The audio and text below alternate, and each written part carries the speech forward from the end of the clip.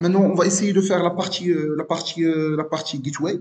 Alors, c'est facile. Alors, le gateway, c'est notre point d'accès unique à l'application. Ça veut dire, il y a la partie front-end, elle est là. OK? Ça, c'est la partie front-end. Ça, c'est la partie gateway pour que tu puisses accéder à la partie back-end. Ça veut dire, voici l'ensemble des microservices. OK? Voici l'ensemble des microservices. Et voici la partie Eureka. Okay. Donc, une fois que tu veux accéder à un microservice, tu dois passer nécessairement par la partie gateway, au sein duquel je vais implémenter l'ensemble des traitements qui sont transverses par rapport à tous les microservices. En l'occurrence, c'est la partie sécurité. La partie sécurité, elle est partagée entre l'ensemble des microservices, donc je vais l'implémenter ici, dans la partie gateway. Okay. Donc, une fois le front-end veut accéder, alors ça c'est le front, ça c'est Eureka, et ça c'est le gateway, ça c'est le G. Okay. Donc, une fois que le front veut accéder à un microservice, il doit nécessairement passer par le gateway. Les gateways, il va faire un forward de la partie, il va faire un forward de la partie, de la partie concernée, du microservice concerné. Alors, imaginons que j'ai une demande, j'ai une demande de gateway, ça veut dire port 80-80. Imaginons que le 80-80 c'est le port de gateway. Par la suite, j'ai un store input, alors, store input MS. Store input MS, ça veut dire la partie commande service. Okay. Par la suite, slash API, slash admin, slash commande. Okay. Automatiquement, comment le gateway va interpréter cette requête? C'est facile. Il va rentrer, il va automatiquement faire un forward vers quoi? Il va automatiquement faire un strip de la partie store input MS, on va le configurer pour dire s'il vous plaît, à chaque fois que vous voyez le store input, il faut l'éliminer, il faut le stripper. Okay. Je vais forwarder vers le port de la partie store, okay, donc 80-60 slash API, et je laisse la partie API slash admin slash commande. Alors imaginez qu'il y a un slash, je vais ajouter un autre slash. Okay. Et automatiquement, ma requête a été forwardée vers le microservice concerné.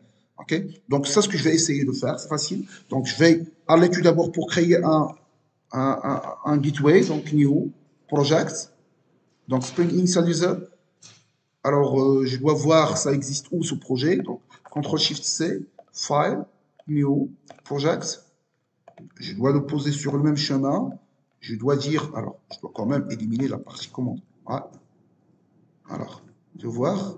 Ah, je dois éliminer la partie commande MS. Et je dois faire un gateway. Gateway.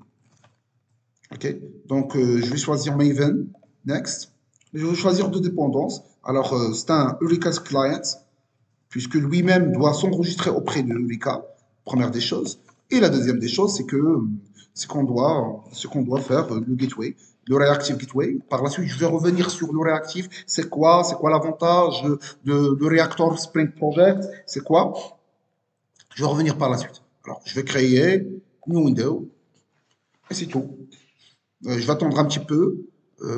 Alors, en attendant, je dois voir c'est quoi la configuration de Gateway. C'est facile. C'est facile maintenant avec l'intelligence artificielle, c'est facile. Alors, je viens simplement de poser une petite question. I work in a Spring Boot application and I have two microservices, store input microservices and payment microservices, and I would like to get the gateway config. Ah, automatiquement, il va me dire s'il vous plaît, il faut inclure ces deux dépendances, c'est facile. Et par la suite, il faut faire dans application.yaml, il faut faire cette configuration. Alors, je vais copier-coller l'application.yaml à partir de commande microservice par exemple. Alors, elle est là. Tchac, CTRL-C. Je dois le faire côté tchac et l'application.yaml. Yes. Alors, c'est pas store, mais plutôt, alors, je vais copier-coller, c'est simple. C'est simple. Il contient simplement la partie, le port, le nom de microservice, etc. Alors, voici le port, c'est 8080, ok, ça s'appelle API Gateway Microservice, je peux laisser simplement Gateway. Alors, le Store Input Microservice, alors ça c'est le premier élément. Alors, ça c'est mon microservice de commande. Alors, le microservice de commande, j'avais nommé mon application, mon microservice comme Store Input Microservice, ok. Donc, dans la partie Store Input Microservice, qu'est-ce qu'elle a dit? Il a dit, à chaque fois que vous voyez, ah, ça c'est juste un ID, ça c'est juste un ID, vous pouvez mettre n'importe quoi. Okay. Alors, ça c'est l'adresse IP de mon store. Alors, le store, ça veut dire la commande. Alors, au lieu de chercher, etc., il suffit de créer ici edit et tu changes de port. Tu écris ici noir sur blanc le nom de port. Comme ça, une fois que tu rentres dans l'application, tu peux voir le port. C'est pas la peine de chercher dans la configuration ou chercher dans le console, etc. Il suffit de le voir ici, noir sur blanc. Donc c'est 80-60. Donc je vais dire à chaque fois, s'il vous plaît, que vous voyez le store input, c'est 80-60. Ça, c'est le premier élément, ce store. Ça correspond à quoi? Ce store input. Alors, le strip égale à 1, ça veut dire quoi? Ça veut dire à chaque fois que vous voyez store. Alors, je peux faire store, je dis n'importe quoi, microservice MS.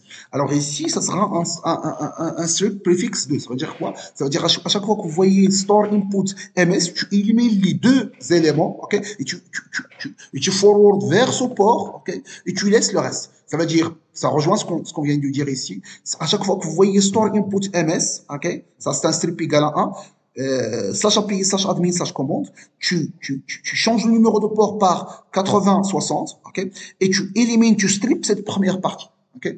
Ici, si vous voulez éliminer carrément deux parties, vous pouvez faire strip 2 et ajouter un MS ici, comme ça, il va rediriger vers le lien judiciaire. Alors, je vais laisser un ici et je vais éliminer cette partie MS. Donc, à chaque fois qu'il y a store input dans la partie gateway, automatiquement, tu élimines store et tu le rediriges vers le 80-60. Okay. La même chose pour l'autre, c'est le 90. J'espère que c'est ce que j'avais fait pour la partie payment. Okay. La partie payment aussi, je l'avais écrit ici noir sur blanc, comme ça je ne me perds pas. Okay. Je pense que notre gateway maintenant, il est prêt pour être testé. Alors, je vais l'exécuter. Je vais voir la partie commande. J'ai déjà quelques commandes dans la partie base de données. Donc, je vais voir. Donc, c'est localhost 8060 slash API slash elle est là. Ma méthode find all, elle est déjà là. Vous voyez, ça, c'est ma méthode find all. Alors, je peux voir Eureka. Alors, je peux faire un refresh de Eureka. Voici le gateway, voici le payment, et voici le store input. Okay? J'ai une seule instance pour tout, avec dans une seule availability zones. Okay? Donc, maintenant, je vais tester le même microservice, mais cette fois-ci, je vais passer par le gateway et non pas passer par le microservice directement. Donc, au lieu que ce soit ici en 60, je vais passer par le gateway, ça veut dire le 80, ça veut dire le 80-80, il est déjà là. Vous voyez, le 80-80. Et au lieu de passer directement par le lien, je vais ajouter la première partie. La première partie, c'est store. Alors, je vais voir, store input, je pense, oui. Store input. Store input slash API. Alors, je vais vérifier simplement qu'est-ce que j'avais fait dans la partie gateway. Alors, j'ai dit, s'il vous plaît, c'est store input, effectivement. C'est store input quelque chose, il faut le éliminer, il faut stripper la partie store input. Donc, je rentre ici, je vais faire un simple copier-coller, check, avec un slash, entrée. Il donne la même chose. Il donne la même chose, sachant que maintenant, je touche la partie gateway et non pas la partie store. OK? Donc, grosso modo, c'est ça la partie gateway.